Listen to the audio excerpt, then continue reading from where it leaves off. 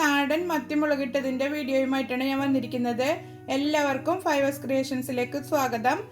ഇത് കപ്പയുടെ കൂടെയും ചോറിൻ്റെ കൂടെയൊക്കെ നല്ലൊരു കോമ്പിനേഷനാണ്. അപ്പോൾ ഇത് നല്ല അടിപൊളിയായിട്ട് എങ്ങനെയാണ് ഉണ്ടാക്കുന്നതെന്ന് നോക്കാം. നിങ്ങൾ ആദ്യമായിട്ടാണ് എൻ്റെ ചാനൽ കാണുന്നുണ്ടെങ്കിൽ വീഡിയോസൊക്കെ ഇഷ്ടപ്പെടുകയാണെങ്കിൽ സബ്സ്ക്രൈബ് ചെയ്യാനും ലൈക്ക് ചെയ്യാനും ഷെയർ ചെയ്യാനും മറക്കരുത്. ഇതിനു മുമ്പ് ഞാനൊരു മത്തി പൊള്ളിച്ചതിൻ്റെ വീഡിയോ പോസ്റ്റ് ചെയ്തിട്ടുണ്ട്. അത് ഞാൻ താഴെ കൊടുക്കാം, കാണാത്തവരുണ്ടെങ്കിൽ കണ്ടു നോക്കൂ. അപ്പോൾ നമുക്കിത് റെഡിയാക്കുന്നത് എങ്ങനെയെന്ന് നോക്കിയിട്ട് വരാം. അപ്പോൾ അതിന് വേണ്ടിയിട്ട് ഞാൻ ഒരു 1/2 കിലോ മത്തി ക്ലീൻ ചെയ്തെടുത്തിട്ടുണ്ട്.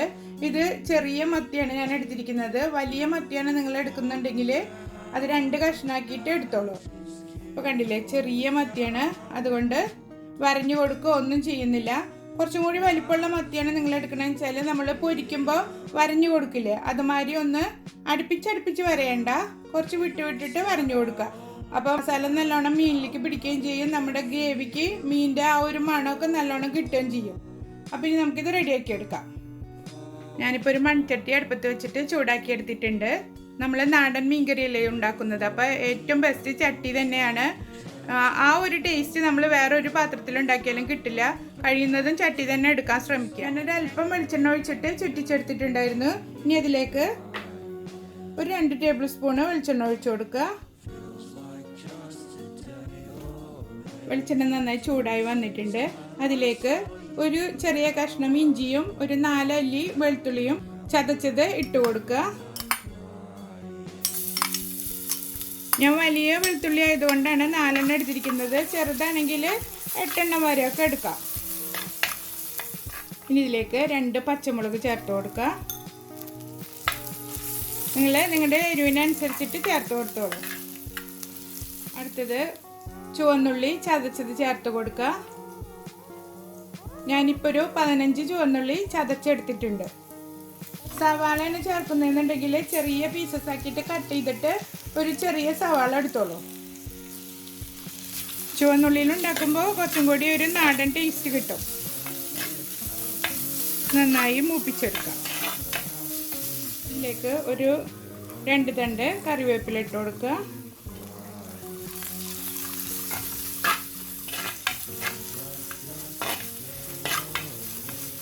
ഇഞ്ചിയും വെളുത്തുള്ളിയുടെ ഒക്കെ പച്ചമണം മാറുന്നത് വരെ വഴറ്റി കൊടുക്കുക.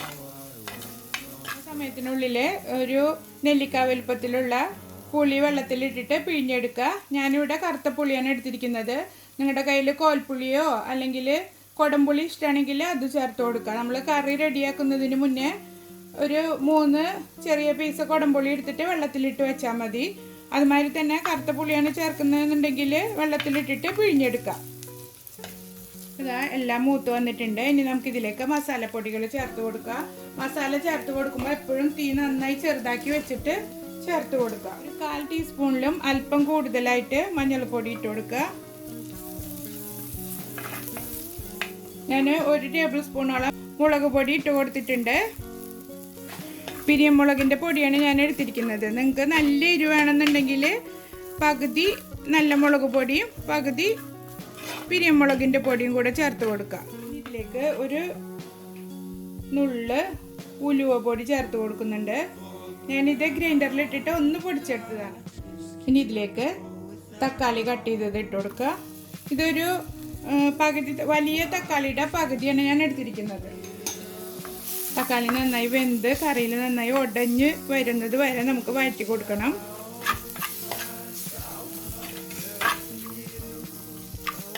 തക്കാളി നന്നായി വെന്ത് ഉടഞ്ഞ് വന്നിട്ടുണ്ട്. ഇനി നമുക്കിതിലേക്ക് പിഴിഞ്ഞ് വെച്ചിരിക്കുന്ന പുളി ചേർത്ത് കൊടുക്കുക. കുടംപുളിയാണ് ചേർക്കുന്നതെന്നുണ്ടെങ്കിൽ കുതിർത്ത് വെച്ച വെള്ളത്തോട് കൂടി തന്നെ ഒഴിച്ചു കൊടുക്കണം. അപ്പോൾ അതാ പുളി ഒഴിച്ചിട്ട് നന്നായി തിളച്ച് വന്നിട്ടുണ്ട്. ഇനി നമുക്കിതിലേക്ക് ഗ്രേവിക്ക് ആവശ്യമായ വെള്ളം ചേർത്ത് കൊടുക്കുക. ഞാൻ 240 ml കപ്പിൽ ഒരു 1.25 കപ്പ് വെള്ളമാണ് ചേർത്ത് കൊടുക്കുന്നത്. ഒരുപാട് വെള്ളം ഒഴിച്ചു കൊടുക്കരുത്, നമുക്ക് മീൻ മുങ്ങി കിടക്കാനുള്ള അത്രയും വെള്ളം ഒഴിച്ചാൽ മതി. ഇതാ ഈ ഒരു രീതിയിലാണ് ഇപ്പോൾ ഗ്രേവി ഇരിക്കുന്നത്. ഇനി ഇതിലേക്കൊരു 3/4 ടീസ്പൂണ് ഉപ്പിട്ട് കൊടുക്കുക.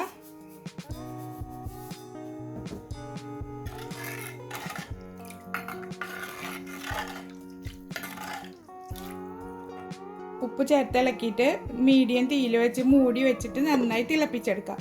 നന്നായി തിളച്ചതിന് ശേഷം നമുക്കിതിലേക്ക് മീൻ ചേർത്ത് കൊടുക്കാം. അപ്പോൾ അതാ നമ്മുടെ ഗ്രേവി നന്നായി തിളച്ച് വന്നിട്ടുണ്ട്. ഇനി മീൻ ഓരോന്നായിട്ട് ഇട്ട് കൊടുക്കുക.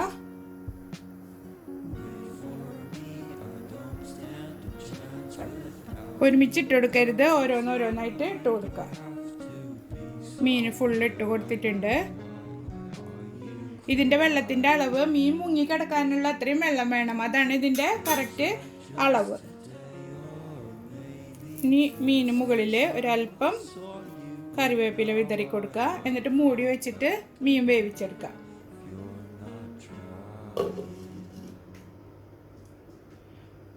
മീഡിയം ഫ്ലെയിമിൽ വെച്ചിട്ട് വേവിച്ചെടുക്കുക. മീൻ വെന്ത് തുടങ്ങുമ്പോൾ നമ്മുടെ മൂടി എടുത്തിട്ട് ഇങ്ങനെ മൂടി വെച്ച് കൊടുക്കുക. ഫുള്ളായിട്ട് കവർ ചെയ്യാതെ കുറച്ചൊന്ന് തുറന്ന് വെച്ചിട്ട് വേവിച്ച് കൊടുക്കുക. ഇപ്പോൾ ഒരു 2 മിനിറ്റ് ആയിട്ടുണ്ട്. ഇനി നമുക്ക് മൂടിയൊന്ന് തുറന്ന് നോക്കാം. നന്നായി തിളച്ച് മീനെല്ലാം വെന്ത് തുടങ്ങിയിട്ടുണ്ട്. ഇനി സ്പൂണ് വെച്ച് ഇളക്കൊന്നും ചെയ്യരുത്. സ്പൂണ് വെച്ച് ഇളക്കി കഴിഞ്ഞാൽ മീനെല്ലാം പൊടിഞ്ഞു പോകും. ഇനി നമുക്ക് വെറുതെ ഒന്ന് ചുറ്റിച്ചു കൊടുക്കാം.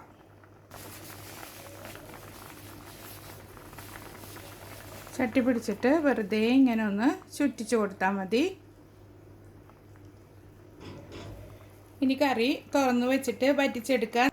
ഗ്രേവി എത്രത്തോളം വേണമെന്നുണ്ടോ അതിനനുസരിച്ചിട്ട് വേണം നമ്മളിത് വറ്റിച്ചെടുക്കാൻ. മീൻ പെട്ടെന്ന് വെന്ത് കിട്ടും, കാരണം ചെറിയ മത്തിയല്ലേ. വലിയ മത്തിയാണെങ്കിൽ ഒരു 10 മിനിറ്റ് എടുക്കും. ഇപ്പം മീനെല്ലാം നന്നായി വെന്തിട്ടുണ്ട്. ഇനി നമുക്കിത് കറി ഒന്ന് വറ്റിച്ചെടുക്കാം. സ്പൂൺ ഇട്ടിട്ട് ഒരിക്കലും ഇളക്കി കൊടുക്കരുത്. തീ ചെറുതാക്കി വെച്ചിട്ട് 1-2 പ്രാവശ്യം ചുറ്റിച്ചെടുക്കുക. അപ്പോൾ ഇതാ ഗ്രേവി നന്നായി വറ്റി വന്നിട്ടുണ്ട്. കണ്ടില്ലേ, ചുറ്റുഭാഗത്തും എണ്ണ തെളിഞ്ഞ് വരുന്ന പരുവത്തിലായിട്ടുണ്ട്. ഇപ്പോൾ തീ നിർത്തി കൊടുക്കുക. ഇനി നന്നായി വറ്റിച്ചെടുത്താലേ നമുക്ക് തീരെ ചാറില്ലാതെയാവും. അപ്പോൾ ഈ ഒരു പരുവത്തിൽ ഉണ്ടാക്കിയെടുക്കുക. നമ്മളിപ്പോൾ തുറന്ന് വെച്ചിട്ട് വേവിക്കൽ തുടങ്ങിയിട്ട് ഒരു 10 മിനിറ്റ് ആയിട്ടുണ്ട്. അതിനിടയിൽ ഇടയ്ക്കിടയ്ക്ക് സ്പൂണൊന്നും ഇട്ട് ഇളക്കാതെ ചുറ്റിച്ചെടുക്കുക. അപ്പോൾ എല്ലാവരും ട്രൈ ചെയ്ത് നോക്കുക. നിങ്ങൾക്ക് ഇഷ്ടമാവുകയാണെങ്കിൽ സബ്സ്ക്രൈബ് ചെയ്യുക, ലൈക്ക് ചെയ്യുക, ഫ്രണ്ട്സിനും റിലേറ്റീവ്സിനും ഷെയർ ചെയ്ത് കൊടുക്കുക. അപ്പോൾ അടുത്തൊരു വീഡിയോയുമായിട്ട് വീണ്ടും വരാം. Okay, by.